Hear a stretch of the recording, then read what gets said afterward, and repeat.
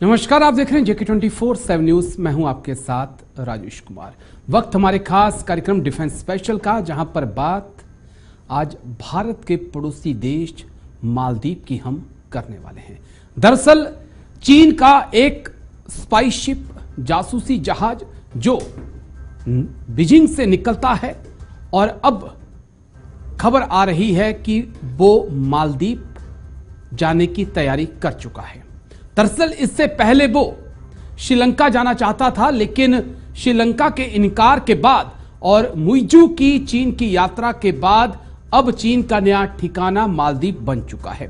भारत के लिहाज से इस खबर को समझना बेहद जरूरी है, क्योंकि हाल ही में अमेरिका की एक रिपोर्ट भी सामने आई थी जिसमें कहा गया था कि चीन जो है लगातार हिंद प्रशांत महासागर में ऐसी जगह की तलाश में है जहां पर वो अपनी पनडुब्बियों को तैनात कर सके और भारत को उसका पता ना लग पाए। उसको डिटेल से आगे डिकोड करने की कोशिश करेंगे, लेकिन साथ ही साथ बात भारत, ईरान, पाकिस्तान के बीच आ रहे चीन की भी होगी। दरअसल ईरान के साथ भारत के बहुत अच्छे संबंध हैं, लेकिन ईरान पाकिस्तान के बीच इस वक्त तनाव है और अब खबर है कि चीन जो है दोनों के बीच शांति की पहल करना चाहता है। इसको भी समझेंगे आगे कि आखिरकार सऊदी ईरान के बाद पाकिस्तान और ईरान के अच्छे संबंधों को चीन कर भारत को कितना बड़ा झटका दे सकता है, वो भी आगे समझेंगे। लेकिन शुरुआत बड़ी खबर के साथ। चीन मालदीव के रिश्तों ने भारत को दी टेंशन। बड़ी खबर, मालदीव की तरफ बढ़ रहा चीन का जासूसी जहाज श्रीलंका के इनकार के बाद मालदीव के लिए निकला। हिंद महासागर में अलर्ट पर भारतीय नौसेना। बड़ी खबर आपको बता दें इस वक्त की, चीन मालदीव के रिश्तों ने भारत को दी टेंशन। मालदीव की तरफ बढ़ रहा चीन का जासूसी जहाज श्रीलंका के इनकार के बाद मालदीव के लिए निकला। हिंद महासागर में अलर्ट पर भारतीय नौसेना। चीन मालदीव के रिश्तों ने भारत को दी टेंशन। मालदीव की तरफ बढ़ रहा चीन का जासूसी जहाज श्रीलंका के इनकार के बाद मालदीव के लिए निकला। हिंद महासागर में अलर्ट पर भारतीय नौसेना। जल्दी से ग्राफिक्स मेरे पीछे प्ले कर दीजिए, उसके बाद एक्सपर्ट्स के पास चलेंगे। चर्चा की शुरुआत करते हैं। माले की तरफ बढ़ रहा चीनी स्पाई शिप। चीनी जासूसी जहाज जियांग यांग होंग जो है वो इस वक्त मालदीव की तरफ बढ़ रहा है। पीएलए की स्ट्रेटेजिक सपोर्ट फोर्स इसे ऑपरेट करती है। यह नहीं कहा जा सकता कि यह चीन की नेवी से, चीन की आर्मी से अलग है, क्योंकि पीएलए की स्ट्रेटेजिक सपोर्ट फोर्स जो है वो इन जहाजों को ऑपरेट करती है। फरवरी के पहले हफ्ते में यह मालदीव पहुंचेगा। सुंडा स्टेट से हिंद महासागर में इसकी एंट्री हो चुकी है। Next graphics. चीनी पनडुब्बी के लिए खोज रहा रास्ता। श्रीलंका ने नहीं दी रुकने की इजाजत। 2019 और 20 में मालदीव में कुछ ऐसे ही जहाज डेरा डाल चुके हैं। बंगाल की खाड़ी और अरब सागर पर भी चीन की नजर है। Next graphics. भारत मालदीव रिश्तों में टेंशन चल रही है। 5 दिन के चीन के दौरे से लौटे हैं मुइजू और 15 मार्च तक सेना हटाने के लिए मुइजू ने भारत को कह दिया है। यह खबर बड़ी अहम है भारत के लिहाज से, क्योंकि जिस प्रकार से भारत और मालदीव के रिश्ते थे और जिस प्रकार से दोनों पड़ोसी मिलकर साथ में रहा करते थे, अब उस मालदीव के ऊपर ड्रैगन की नजर लग चुकी है। और जब से सत्ता पलटी है, मुइजू पहला दौरा तुर्की का करते हैं, उसके बाद यूएई जाते हैं और फिर तीसरा दौरा जो है वो बीजिंग का करते हैं। वहां पर शी जिनपिंग के साथ मुलाकात होती है। 20 अहम समझौतों पर दोनों देश हस्ताक्षर करते हैं और फिर चंद दिनों के अंदर जो है एक स्पाई शिप जो है चीन का, जो बीजिंग से निकला और अब जो है वो मालदीव की तरफ, माले की तरफ बढ़ रहा है। भारत के लिए टेंशन वाली बात इसलिए हो जाती है क्योंकि चीन लगातार कोशिश कर रहा है कि हिंद प्रशांत महासागर में अपनी पकड़ को वो मजबूत कर सके, ताकि अगर एलएसी पर जंग हो और भारत मलक्का स्टेट में चीन को घेरना चाहे तो वो भारतीय नेवी की काट खोज सके। लेकिन क्या वाकई में चीन अपनी रणनीति में कामयाब हो पाया है? कई सवाल हैं और मुइज़ू को, खासकर मालदीव के इस झुकाव को रोकने के लिए भारत को क्या कुछ करना होगा, ये हम एक्सपर्ट से समझने की कोशिश करेंगे। दो खास मेहमान आज चर्चा में कर्नल एसएस पठानिया हमारे साथ जुड़ चुके हैं। बहुत बहुत शुक्रिया सर, जय हिंद। सबसे पहले थैंक यू जय हिंद। शुक्रिया सर।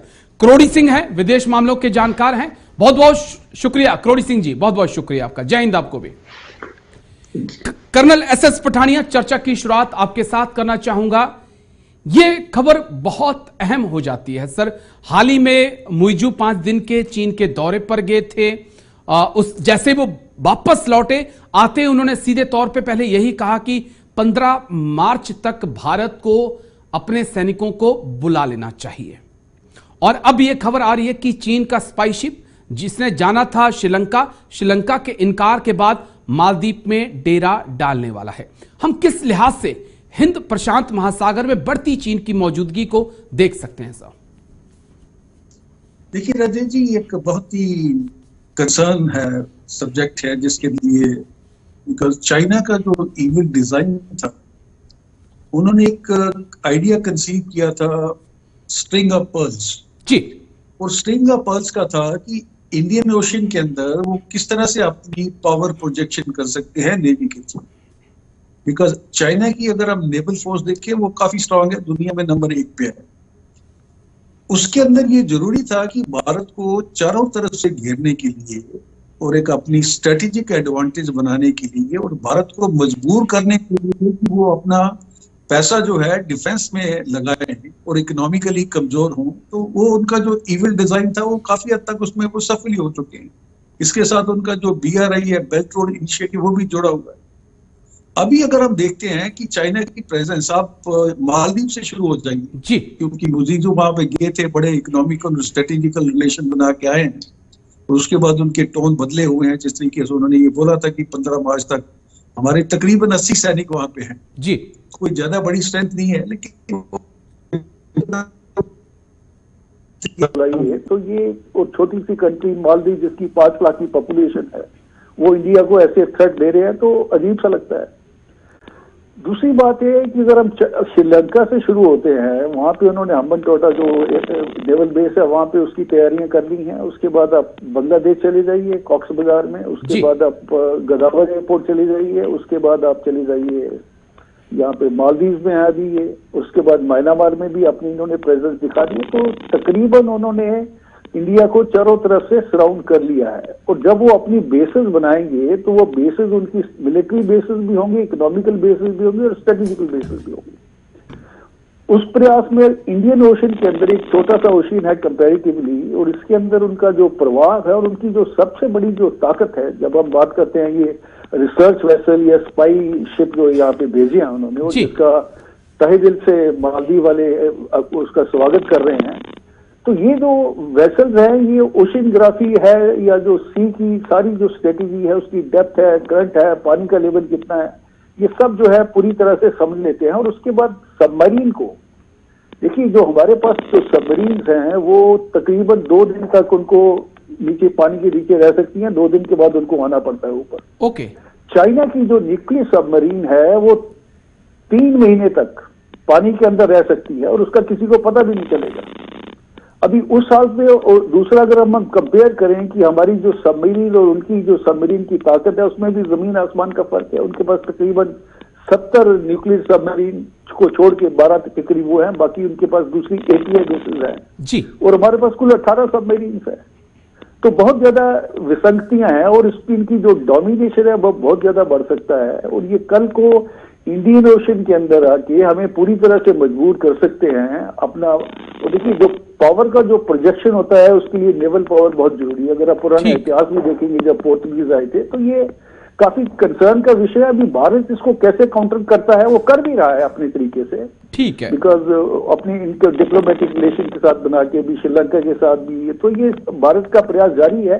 देखते हैं आने वाले समय में इसका क्या हल निकलता है, निष्कर्ष निकलता है, हल निकलता है। मैं आता हूं सर, फिर आपके पास आता हूं एक और अहम सवाल लेकर, लेकिन पहले करोड़ी सिंह जी, जो चीज मेरे लिए समझना एक हिंदुस्तानी के होने नाते बहुत जरूरी है, बॉयकॉट मालदीव से समस्या का हल नहीं निकल सकता है, कुछ अलग तरीके से मालदीव का हल निकालना होगा। भारत सरकार को आप बॉयकॉट करेंगे, उतना ही चीन वहां पर अपनी मौजूदगी को बढ़ाएगा, और चीन की बात अकेले चीन की नहीं है, बॉयकॉट करके आप पाकिस्तान को भी एक मौका देंगे, उस कट्टर सोच को भी एक मौका देंगे जो वहां पर पनपना शुरू हो चुकी है कि आप यहां पर मजबूती से खड़े होइए और साउथ फ्रंट पर एक नई चुनौती भारत के लिहाज से खड़ी हो सकती है। किस प्रकार से आप देख रहे हैं इस समस्या को सुलझाया जा सकता है? करोड़ी सिंह जी। देखिए राजेश जी, जैसा पठानिया जी ने बताया कि चीन की स्ट्रिंग और पल्स की रणनीति है, और उसके अगेंस्ट में हम ये भी बात करते हैं कि भारत की रणनीति नेकलेस ऑफ डायमंड्स की नीति की है जी। तो भारत अपने हित की दृष्टि से सतर्क है। तो समुद्री जो क्षेत्र है उसमें दो चीजें महत्वपूर्ण हैं। एक तो सबसे ज्यादा व्यापार समुद्री मार्ग से होता है, तो वो सुरक्षित व्यापार हो जिसमें हमारा आर्थिक और तकनीकी विकास हो। दूसरा है हमारा सुरक्षा संबंधी, जिसमें हमारी जो नेवी है वो काम करे। तो ये दोनों ही तरीके से भारत के लिए हिंद महासागर बहुत महत्वपूर्ण है, और भारत ओपन और फ्री इंडो पैसिफिक रीजन की बात करता है। तो अब आपने बताया कि बाइकाट सॉल्यूशन नहीं है। देखिए, भारत की नीति है वो बाइकाट की नहीं, बाइकाट की बात कर रहे हैं जन सामान्य, और हमारे जो दूसरे संगठन है वो बाइकाट की बात कर रहे हैं। भारत की जनता कर रही है, सरकार की नीति बाइकाट की नहीं है।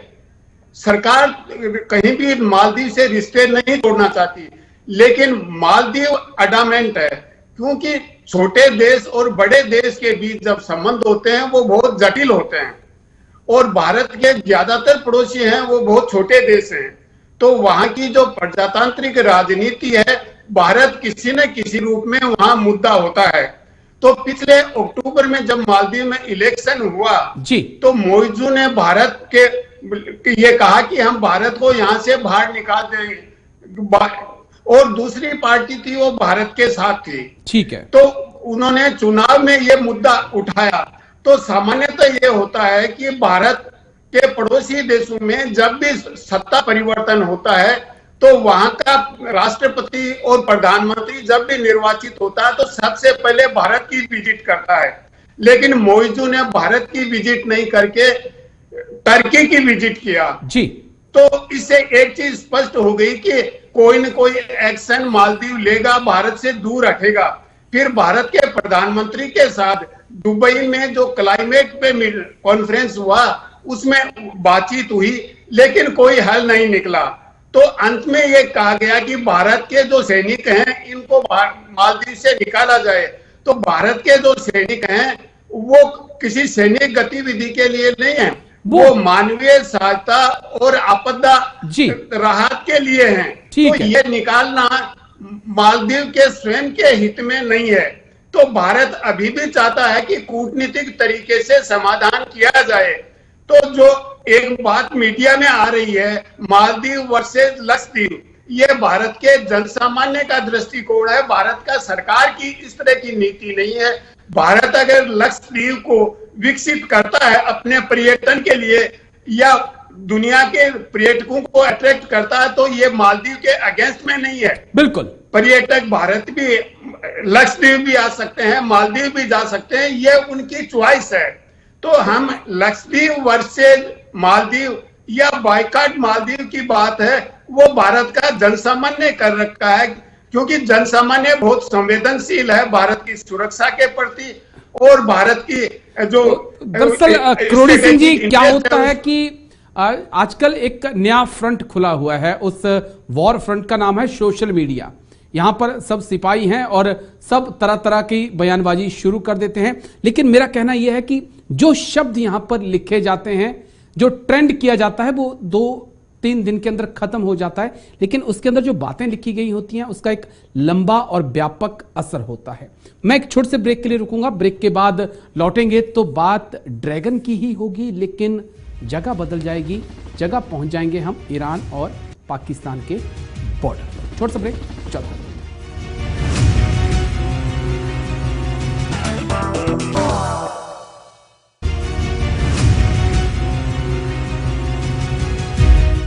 ब्रेक के बाद आपका स्वागत है। एक नजर इस वक्त की बड़ी खबर पर, फिर सीधा एक्सपर्ट्स के पास चलेंगे। ईरान पाकिस्तान तनाव में चीन की एंट्री। चीन अब ईरान पाकिस्तान में करा रहा सुलह। पाकिस्तान के दौरे पर चीनी उप विदेश मंत्री। चीन पाकिस्तान ने एक दूसरे पर किया था स्ट्राइक। बड़ी खबर आपको बता दें, ईरान पाकिस्तान तनाव के बीच चीन की एंट्री हो चुकी है। चीन अब पाकिस्तान ईरान में सुलह कराने में लगा है। पाकिस्तान के दौरे पर चीन के उप विदेश मंत्री। चीन पाकिस्तान ने एक दूसरे पर किया था एयर स्ट्राइक। जल्दी से ग्राफिक्स प्ले कर दीजिए, उसके बाद एक्सपर्ट्स के पास चलते हैं। ईरान पाक पर ड्रैगन की नजर। ईरान पाक विवाद में चीन मध्यस्थता करने पर उतरा। उप विदेश मंत्री सुन वेइडोंग पहुंचे पाकिस्तान।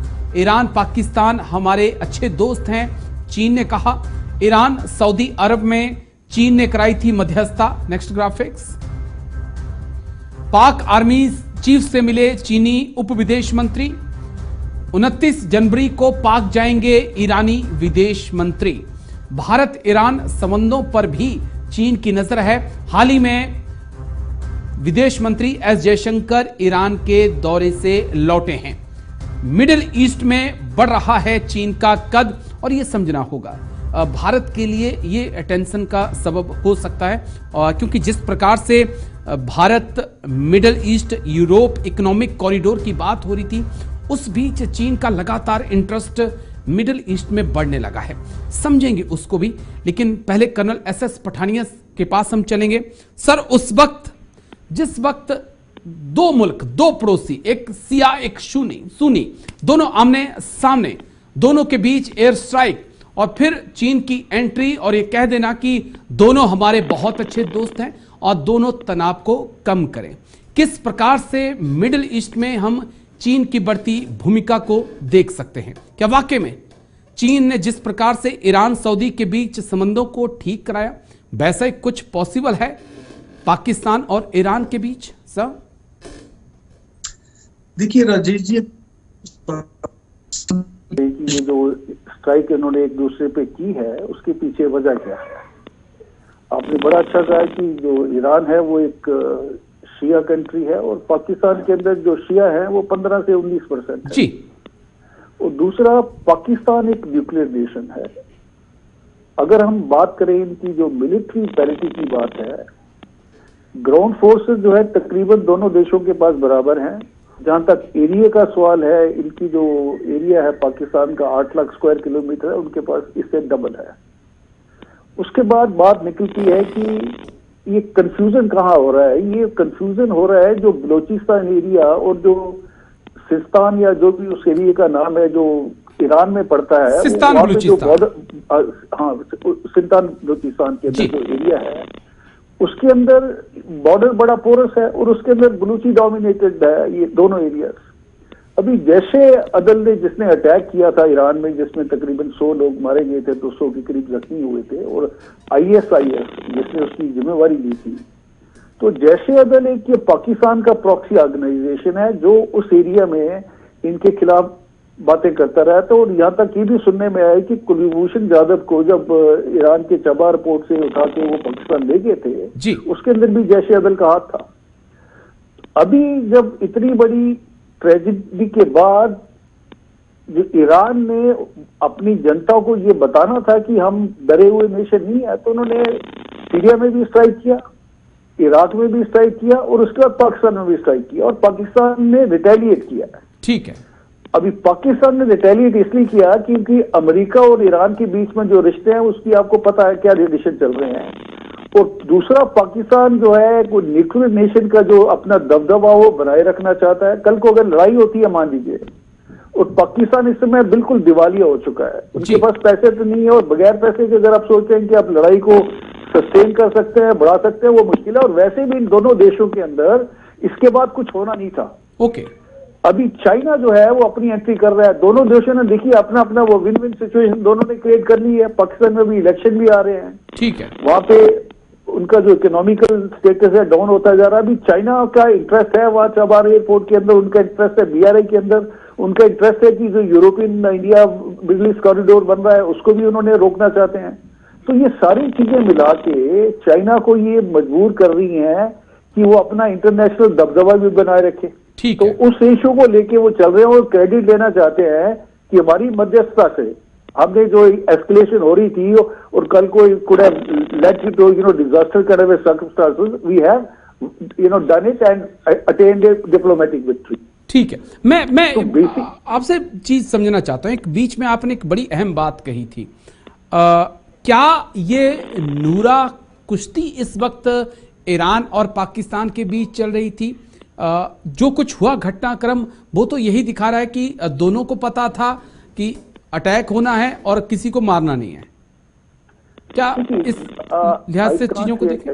जी, इन लोगों ने देखिए, कोई भी देश जो है वो अपने आप को ये नहीं बताना चाहता है कि मैं कमजोर हूं, बिकॉज उनकी अपनी एक पॉपुलेशन है, उनके लोग हैं। और अगर आप ये एक्नॉलेज कर लें कि हम कमजोर हैं और हम पे कोई भी अटैक कर सकते हैं और हम रिटेलिएट की पोजीशन में नहीं है, रिटेलिएशन की, तो उससे एक गलत मैसेज आता है। तो ईरान ने वो कर दिया, पाकिस्तान के ऊपर अटैक किया। पाकिस्तान कहता है कि हम न्यूक्लियर नेशन है, हम स्ट्रॉन्ग नेशन है, हमारे पास पॉपुलेशन इतनी है, तो उन्होंने भी अटैक कर दिया। और उसमें एक में मेरे ख्याल में 2 बच्चे मरे थे, जो मीडिया में आ रहा है। एक में 2 इसी को लेकर तो मेरा सवाल है कि ऐसा कैसे पॉसिबल हो सकता है जब दोनों देश कह रहे हैं कि हमने आतंकियों के ऊपर अटैक किया है, लेकिन दोनों ये कबूल कर रहे हैं कि नहीं जी, हमारी तो 4 औरतें मारी गई और 3 बच्चे मारे गए। तो यहां पर संदेह पैदा होता है। This is a collateral damage जी, और वैसे भी बड़ा स्पार्सली पॉपुलेटेड एरिया है। अभी नैरेटिव और मैसेज दोनों देशों ने अपनी जनता को दे दिया है। ठीक है। उसके बाद अभी जो बाकी जो अपने आप को कहते हैं कि हम चौधरी हैं, जैसे चाइना अपने आप को चौधरी कहता है, पाकिस्तान भी चौधरी बनने की कोशिश कर रहा है, उसके अलावा अमेरिका अपने आप को सबसे बड़ा चौधरी कहता है। तो ये चौधरी लोग जो है बीच में इंटरवेंशन करेंगे, सिचुएशन को सेव करेंगे और अपनी दादागिरी बढ़ाएंगे। चलिए ठीक है, मैं आता हूं आपके पास। करोड़ी सिंह जी, जो चीज मुझे समझनी है, विदेश मंत्री S जयशंकर ईरान के दौरे पर थे, उससे ही अगले दिन ये एयर स्ट्राइक हो जाती है। और मजे की बात यह थी कि वर्ल्ड इकोनॉमिक फोरम में उस वक्त पाकिस्तान के प्रधानमंत्री अनवर उल काकर और ईरान के विदेश मंत्री हाथ मिला रहे थे और अच्छी अच्छी बातें कर रहे थे। उस वक्त एयर स्ट्राइक हो रही थी। किस प्रकार से हम ईरान पाकिस्तान के रिश्तों को तो देखें, लेकिन चीन के बढ़ते प्रभाव को भी हम कैसे देखें ईरान के अंदर, खासकर क्योंकि भारत और ईरान के संबंधों में वो गर्मजोशी नहीं रही है जो पहले हुआ करती थी। करोड़ी सिंह जी, देखिए राजेश जी, पठानिया जी ने बड़ा डिटेल से बताया है कि ग्राउंड जीरो में क्या सिचुएशन है। इस पूरी स्थिति को समझने के लिए एक तो हम ग्राउंड जीरो को समझें, फिर वाइडर मिडिल ईस्ट के संदर्भ में समझें और फिर सुपर पावर का इंटरेस्ट क्या है। इन 3 लेवल पे हम समझने का प्रयास करेंगे। ठीक है। ग्राउंड जीरो का जहां तक सवाल है, पाकिस्तान में जो बलूच अतिवादी हैं उनको ईरान सह देता है और ईरान में जो बलूच अतिवादी हैं उनको पाकिस्तान सह देता है। तो इमीडिएट जो काज है वो तो यह है कि आपके एक्सट्रीमिस्ट हैं वो हमारे यहाँ प्रॉब्लम करते हैं और आप जिनको ट्रेनिंग देके हमारे यहाँ भेजते वो हमारे यहाँ प्रॉब्लम करते हैं। तो ये तो वो स्ट्राइक वाला था।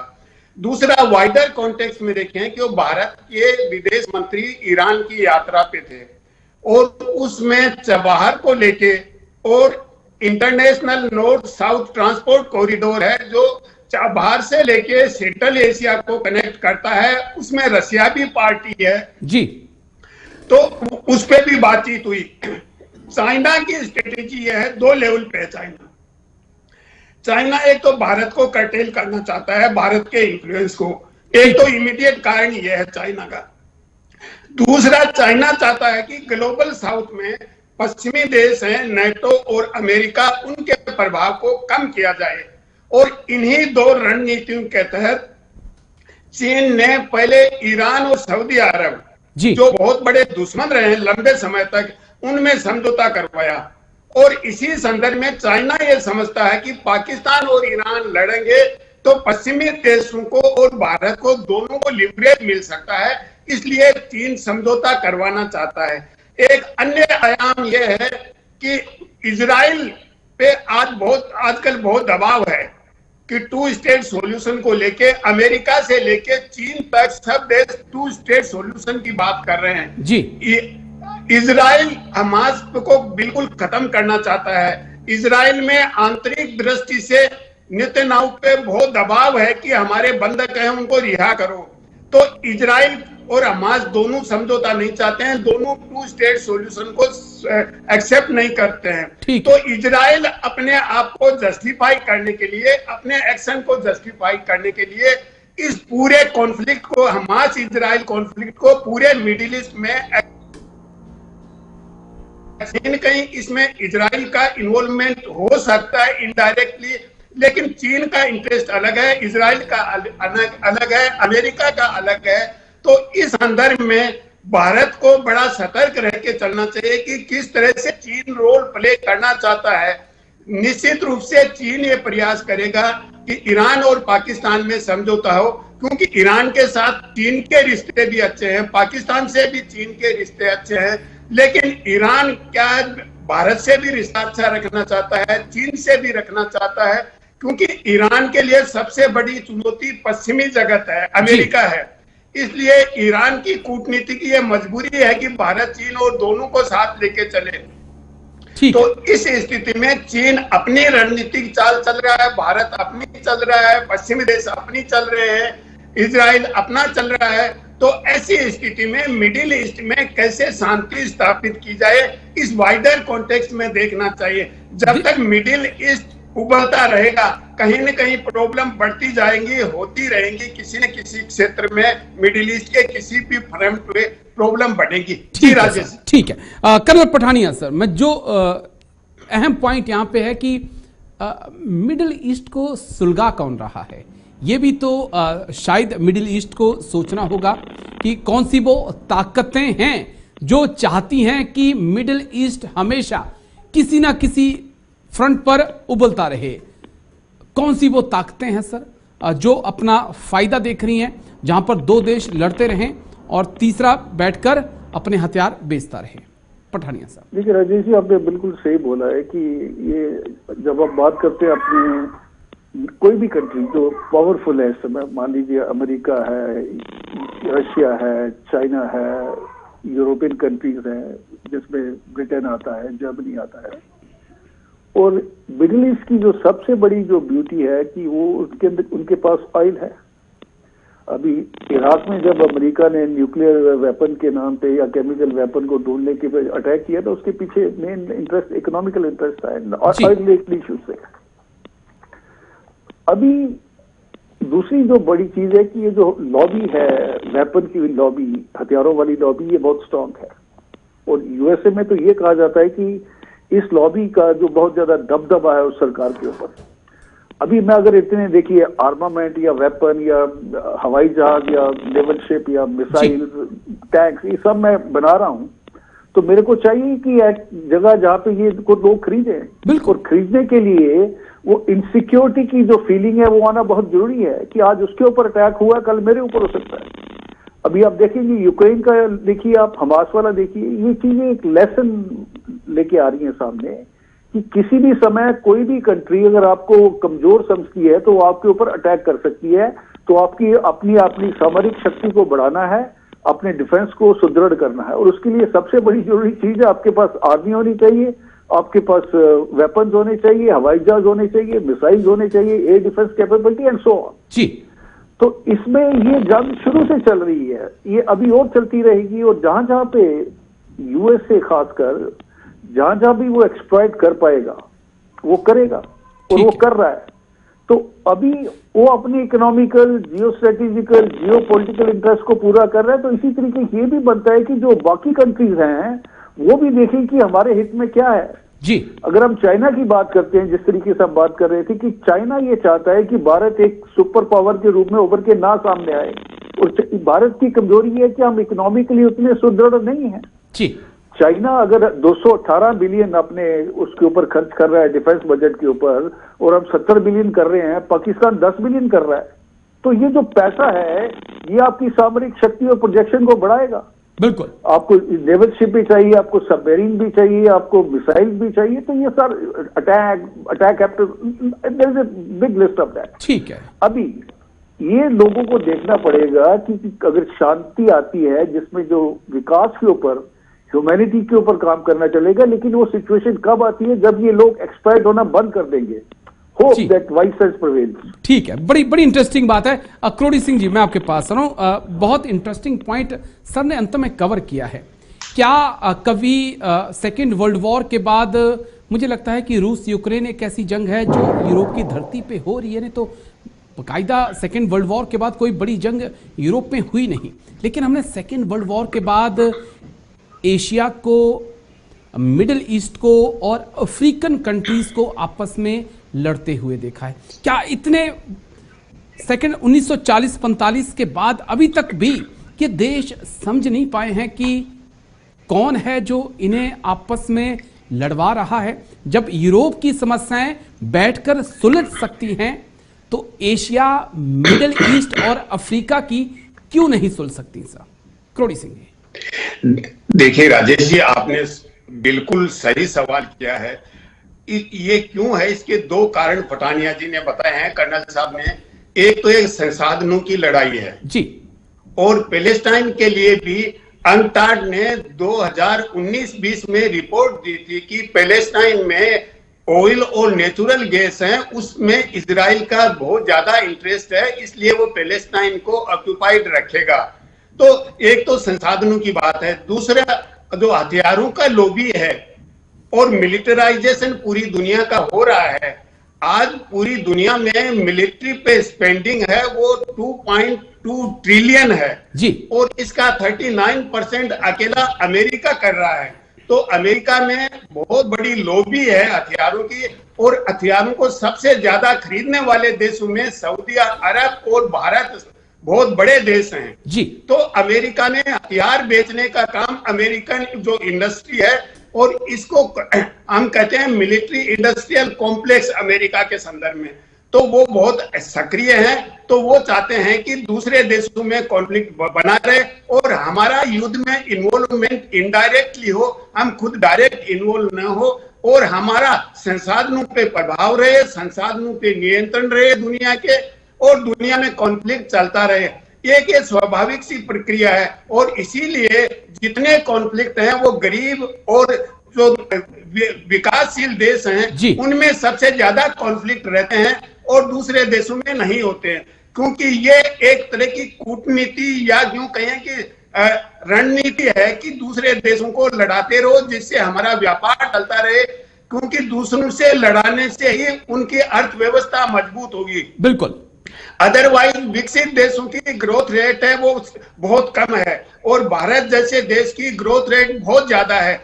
विकसित देशों की ग्रोथ रेट 2% भी नहीं है। तो उनके लिए जरूरी है कि एक इसी विश्व व्यवस्था बनाएं जिससे उनका हित पूरा हो जाए। और इसी को लेके संयुक्त राष्ट्र संघ के महासचिव ने उगांडा में अभी कुछ दो चार दिन पहले ही जो नॉन अलाइन की मीटिंग हुई, उन्होंने कहा कि अगर इस तरह की स्थिति बनी रही तो दुनिया में अतिवाद और ध्रुवीकरण बढ़ेगा और जिससे पूरा विश्व संकट में चला जाएगा। इसलिए ये विकसित देशों को समझना, सकारात्मक भूमिका निभानी चाहिए। जी, मुझे लगता है कि वक्त आ चुका है कि एशिया, मिडिल ईस्ट और अफ्रीकन कंट्रीज इस चीज को समझें कि आपस में आपको लड़ाकर कोई है जो फायदा उठा रहा है। लेकिन आज समय का थोड़ा सा अभाव है, माफी चाहूंगा आप दोनों से, लेकिन बहुत बहुत शुक्रिया कर्नल एस एस पठानिया बहुत बहुत शुक्रिया करोड़ी सिंह जी, मेरे साथ खास चर्चा में हिस्सा लेने के लिए और तमाम पहलुओं को इतनी बारीकी से समझाने के लिए। तो डिफेंस स्पेशल में आज इतना ही, कल फिर होगी मुलाकात, दीजिए इजाजत, नमस्कार।